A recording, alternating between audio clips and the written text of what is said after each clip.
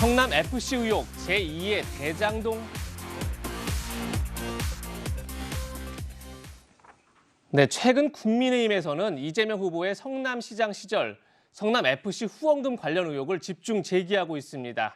야당의 주장부터 들어보겠습니다. 국민의힘에 그 수상한 연결고리를 어떤 증거, 제보 같은 게 들어오는 게 있습니까? 당연히 갖고 있죠. 저 자신도 여러 가지 갖고 있습니다. 이재명 후보나 그 측근들의 주머니까지 돈이 흘러갔다라는 어떤 그런 제보가 있다고요? 그 측근들까지 간 것은 있고요. 그에 대한 증인들도 있는데 설사 지금 제대로 수사 안 하면요. 정권 바뀌면 이거 그냥 제대로 하면요. 한 달에는 이게 다 드러납니다. 돌만 들추면 다 드러날 이 바퀴벌레들을 지금 덮는다고 덮어지겠습니까? 성남FC는 제2의 대장동이에요. 이재명 성남시장이 구단주인 이 성남FC에 지금 160억 정도가 후원이 됐고 여기를 지금 수사를 막으니까 4개월 정도 이 차장검사가 형사 1부에서 재수사 필요성의 보고를 지청장이 4개월째 계속 달리하고 있다고 합니다. 이거 반드시 알아보시고요.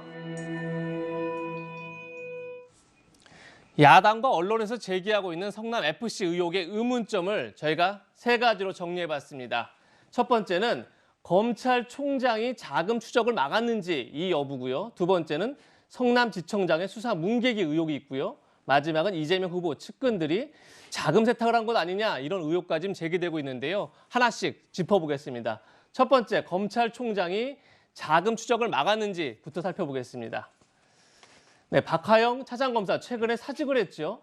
지난해 7월 달에 네이버가 성남FC에 후원한 40억 원 관련해서 이재명 후보 가족 관련해 금융정보분석원 FIU에 금융자료 요청을 해달라고 대검에 의뢰를 했습니다. 그런데 김호수 검찰총장이 박은정 성남지청장과의 통화에서 재검토를 지시했다는 겁니다. 이를 두고 반응이 엇갈리고 있습니다. 다음 화면 볼까요? 법조계에서는 만약 이재명 후보가 유력 대선 후보 관련된 사안이 아니었다면 과연 검찰총장이 직접 지청장에게 반려를 지시했겠느냐 이렇게 얘기하는 반면에요.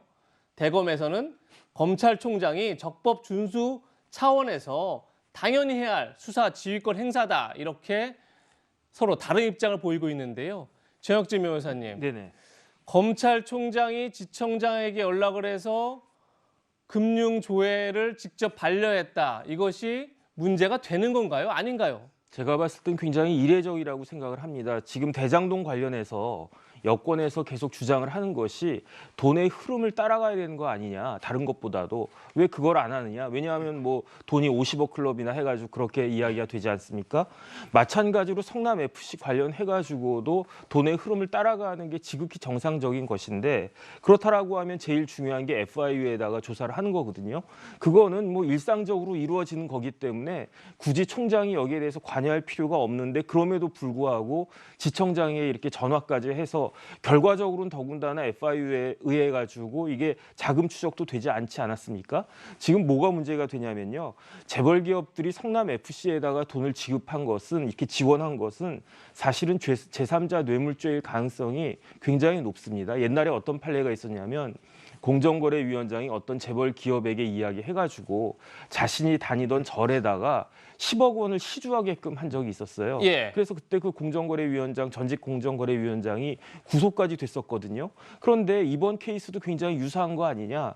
뇌물죄 하면 크게 두 가지를 봐야 되는데 직무 관련성하고 대가 관계거든요. 예. 근데 뭐 직무 관련성은 일반적으로 다 충분히 인정이 될 거고 대가성이 가장 큰 문제가 되는 것인데 지금 보면은 그렇게 성남FC에다가 지원했던 기업들이 몇십 배의 이익을 뭐 이렇게 용도 변경이 된다든지 종상향이 된다든지 해가지고 받았다는 이야기니까 또 인허가 관련해서 특혜를 받았다. 그렇죠. 그런 것들이 지금 정황이 밝혀지고 있는데 그런데 왜 이런 수사를 제대로 안 하고 있는지 이런 그 의심이 오히려 더 들 수밖에 없는 것이 아닌가 싶습니다. 네, 성남FC 관련해서 두 번째 의혹입니다. 박하영 성남지청 차장검사가 돌연 사의를 표명했는데요. 검찰 안팎에서는 박 차장검사가 해당 사건 처리를 두고 친정부 성향의 박은정 성남지청장과 갈등을 빚어서 사직서를 제출하겠다. 이런 얘기도 나오고 있습니다. 박은정 지청장 이렇게 해명했습니다. 네, 보시면요. 수사팀 기록 28건 분량 그리고 8,500여 쪽을 사본에서 면밀히 검토를 했고 수사팀과의 견해 차이도 봤다. 그리고 수원지검 보고를 준비하던 중에 박 차장이 사직을 했다. 이렇게 설명을 했는데요. 이를 두고서 검찰 내부에서는 박 지청장이 사실상 수사를 뭉갰다라고 실토했다. 이런 얘기를 했습니다. 자, 친정부 성향으로 평가받는 박은정 성남지청장 과연 수사를 하지 못하게 방해했느냐 이게 핵심 쟁점으로 떠오르고 있습니다. 어떻게 보십니까? 일단 박은정 지청장은 추미애 장관 시절에 법무부 감찰 담당관을 했습니다. 네. 아시겠지만 윤석열 검찰총장의 당시 검찰총장의 징계를 주도를 했었죠. 그래서 우리가 친정권이다 이렇게 이야기를 하고 있고요. 또 보통 이 사건은 일단 분당경찰서에서 3년 동안 수사를 했어요. 예. 그러니까 3년 동안 수사를 하다가 결국은 이제 지난 이 여당의 경선 때 그때 분당경찰서가 이재명 후보의 소환을 요청을 했는데 소환 못하겠다라고 해서 서류 조사로 해서 그냥 이 무혐의로 서면 조사를 했던 끝내버렸습니다. 거죠. 서면 조사로 예. 끝내버렸습니다.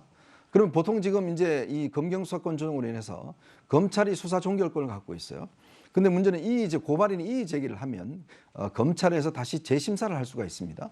근데 이 사건 같은 경우는 경찰이 3년 동안 수사를 했는데도 불구하고 짧은 불기소 요청만 하고 그냥 끝내버렸단 말이죠. 이제 그렇다 보니까 이게 다시 이제 검찰로 넘어간 겁니다. 그래서 박하영 차장검사가 이제 당 검사들과 검토를 해보니까 이거는 수사의 필요성이 있다. 재수사를 해야 되겠다. 왜냐하면 재수사하는 방법, 검찰이 직접 수사하는 방법과 경찰에 다시 수사를 요청하는 방법이 있습니다. 예. 해야 되겠다고 했는데 박은정 당지청장이 이거 그럴 필요 없다. 다시 내가 이제 수사를 새를 다 보겠다라고 얘기를 한 거예요. 이제 그래서 박하영 지금 차장검사가 도저히 저는 할 수 있는 방법이 없다라고 해서 사표를 쓴 거 아니겠습니까? 우선 지청장이 이런 개별 사건에 대해서 다 모든 서류를 들여다보는 경우는 거의 없습니다. 밑에서 네. 간략하게 어떤 요점을 정리해주면 방향을 설정해 주는 거거든요. 근데 문제는 이 28건이나 4건이나 8건이나 되는 이걸 언제까지 다 보겠다는 이야기입니까? 뭐 몇 년을 보겠다는 이야기입니까? 이런 거는 저는 처음 보는 것 같아요. 왜냐하면 지청장이 본인이 직접 그럼 박은정 지청장은 모든 사건을 다 이렇게 보나요? 그렇지 않죠. 지청장으로 역할이 있는 겁니다. 수사를 제기를 하든지 이걸 결정만 해주면 되는 문제거든요. 자기가 수사하는 게 아니지 않습니까? 네. 그렇다면 왜 박은정 지청장이 이거를 28건짜리 8,500쪽 분량을 다 볼까? 결국 이거는 수사를 뭉개겠다는 것밖에 되지 않는 것 아니냐. 더군다나 일선 검사들이 당연히 수사를 해야 된다라고 요청했음에도 불구하고 수사를 진행하지 않는 것은 이 수사를 회피하는 것이다. 그렇게 보고 있는 것이죠. 네. 그런데 박은정 성남지청장은 지난해 8월 달에 네.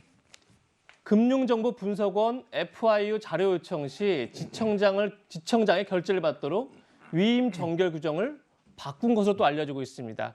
다시 말해서 지난해 7월 달에 차장검사 전결로 FIU 자료 요청을 하자 그 다음 달에 앞으로는 차장이 전결하지 말고 지청장의 결재를 받아라 이렇게 규정을 바꿨다는 겁니다. 정혁진 변호사님, 이건 또 어떻게 좀 저희가 봐야 될까요? 제가 봤을 때 눈 가리고 아웅하는 거 아닌가 싶은 게 그 FIU의 자료 제공을 요청하는 것은 조금 전에도 말씀드렸지만 수사상 일반적으로 필요한 조치거든요. 그래서 이런 것들은 지청장까지 가지 않고 사실은 지청의 그 청의 모든 살림을 보는 사람은 차장이니까 차장 전결이 일반적이에요. 당장 비교를 했을 때 지청장 전결로 이렇게 FIU 자료 요청을 요구하는 다른 검찰청이 몇 개나 있는지 한번 비교해 보면 알 수 있을 텐데 거의 대부분은 차장 전결이 아닐까 싶은데 지금 이 사건이 2018년 6월 달에 고발이 들어가가지고 3년을 묵혔다가 2021년 9월 7일 날 분당 경찰서에서 불송치 결정을 내렸거든요. 예. 그래서 9월 17일 날 이의 신청이 다시 돼가지고 아마 성남지청에 배당된 거는 늦어도 9월 말이나 10월 초에는 배당됐을 거예요. 그러면 10, 11, 12일 4개월 동안이나 이거를 들고 있다는 이야기인데 조금 전에 이현종 위원님께서 말씀하셨지만은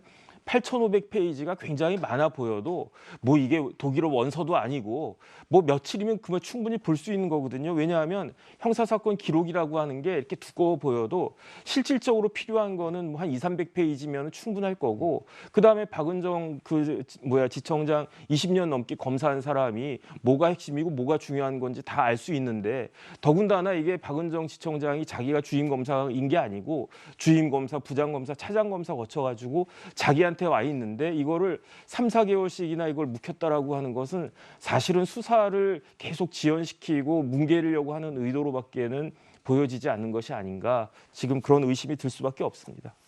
네, 이런 상황에서 세 번째 의혹도 있습니다. 측근들이 자금 세탁을 한 게 아니냐 이런 얘기도 있는데요. 화면으로 먼저 보시죠. 네, 보시면요. 재수사를 요구하다가 묵살되자 사표를 낸 박하영 차장검사 주목한 부분이 바로 돈의 흐름입니다. 네이버가 후원금 40억 원을 성남FC에 바로 건네지 않았습니다. 비영리 단체를 거친 부분에 주목했다고 하는데 보시면요.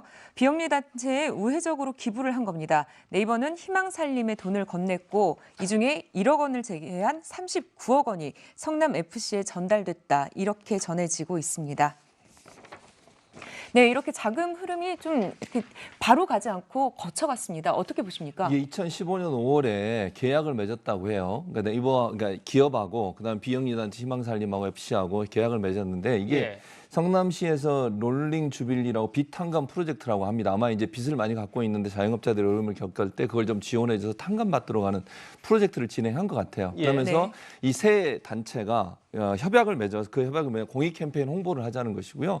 기업은 사회공헌을 통한 이미지를 제고시키고 세제 혜택을 받고 그다음에 비영리 단체는 그걸 가지고 또 어려운 사람 도와주고 그리고 성남시는 행정 지원을 하고 이런 계약 관계 안에서 이루어진 정상적인 돈의 흐름이라는 거예요. 그러니까 지금 이 2015년에 맺은 계약을 보니까 아마 희망살림이라는 곳에서 사회공헌 할 수 있도록 일정분의 돈을 가져가는 것 같고 그게 이제 공익 캠페인 활동을 하고 그 비용으로 가져가는 것 같아요. 그리고 나서 나머지가 성남FC로 들어간 것이기 때문에 이게 뭐 전혀 계약 관계가 없거나 아니면 계획이 없는 상태에서 넘어간 게 아니고 적절한 방법으로 넘어갔다 오는 게 성남시의 주장이니까 이 부분은 계약 관계를 보면 될 것 같고요. 이게 절차상의 문제가 있는지 없는지는 보면 된다고 생각을 합니다.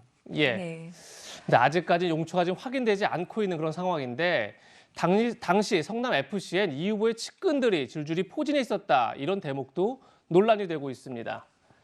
보시는 것처럼 FC의 대외 협력 업무를 맡았던 결국 후원금을 모금했던 사람은 이재명 후보의 측근의 조카였다. 지금 이렇게 알려지고 있고요. 또 대표이사는 현재 이재명 후보가 경기도지사가 된 이후에 코리아 경기도 주식회사의 대표를 맡고 있고 또 그 이후에 성남FC 대표이사를 맡았던 분은 현재 경기 신용보증재단의 감사를 맡고 있다. 굉장히 이재명 후보 가까운 사람들이 FC 업무들을 봤다 이런 내용이고요. 네. 또 하나 좀 논란이 되고 있는 건 이겁니다. 성남FC에 세입 성과금 지급 지침이 있는데 후원금과 광고 유치 시 10%에서 20%까지 성과금을 지급했다. 지금 이렇게 동아일보가 보도하고 있습니다.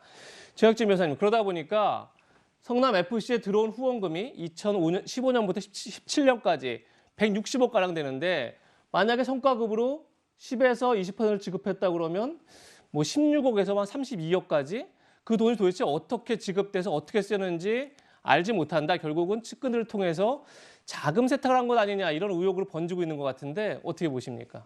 저는 살다가요 공무원한테 성과급으로 20% 지급하는 거 본 적이 없어요. 이게 뭐 그 일반적으로 뭐 세금이나 그런 탈세 같은 경우에도 저렇게 안 하거든요.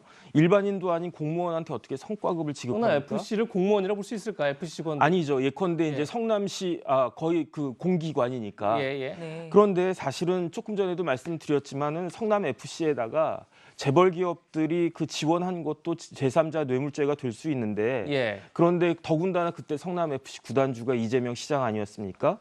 그래도 축구단 활성화를 위해서 뭐 어느 정도는 그 필요했다라고 볼 여지도 있을 수 있겠는데 그런데 그 돈들이 성남FC를 위해서 직접적으로 쓰인 게 아니라 상당 부분이 흘러나갔다. 뭐 예컨대 이제 뭐 현금으로 또 인출이 됐는데 그 용처가 알 수가 없다. 그렇다라고 한다면은 이 사건 자체가 전혀 다른 방향으로 갈 수가 있는 거죠. 왜냐하면은 그 돈의 종착지가 결국 뭐 이재명 후보의 측근이나 이런 사람들한테 들어간 것이 확인이 될 수 있다라고 하면은 그거는 단순히 제3자 뇌물죄가 아니고 직접적인 수뢰죄가 될 수도 있기 때문에 이 부분이 사실은 크게 문제가 될 여지가 있지 않나 하는 생각이 저는 듭니다. 네, 저희가 지금까지 세 가지 의혹들을 짚어봤는데 아직까지는 확인되지 않은 야당과 언론에서 제기한 의혹들이라는 점을 다시 한번 분명히 밝혀드립니다. 네, 이에 대해 민주당 선대위 공보단 어제 3년여에 걸친 수사를 받았지만 혐의 없음으로 종결 처리된 사안이라고 이렇게 해명을 했습니다. 일체의 자료는 수사당국에 모두 제출했다 이런 입장도 보였고요. 또 성남지청 역시 공식 입장문을 내고 비슷한 얘기를 했습니다. 자, 이런 해명에 대해서 최진봉 교수님 어떻게 보십니까? 말씀하신 것처럼 일단 경찰이 3년 3개월 동안 수사해서 무혐의 송치한 건 맞아요. 그 네. 사안에 대해서는 뭐 민주당이 당연히 그렇게 주장할 수밖에 없는 것이고 뭐 여러 가지 논란이 있으니 이 논란에 대해서 검찰이 지금 예를 들면 그만두신 분 있잖아요. 차장검사라는 분. 예, 박하영 차장검사요. 예, 그분이 그만두셨으니까 거기에 대해 검찰이 지금 조사를 하고 있잖아요. 예. 왜 그걸 그만뒀는지. 그 절차상의 문제 뭐 두 분은 여러 가지 얘기하셨지만 민주당의 반론은 결국은 FIU 같은 경우도 다른 그러니까 기존에 수사하고 있던 성남청에 수사하고 있던 수사 외에 경찰이 수사하고 있는 내용, 즉 아직 이게 검찰로 넘어오지 않은 그 내용에 대한 정보를 달라고 해서 그거는 절차상의 문제가 있어서 그거 빼고 하라고 얘기했다는 거예요. 그것도 이제 살펴봐야 되겠죠. 그러면 정말로 그런 건지 하는 부분도.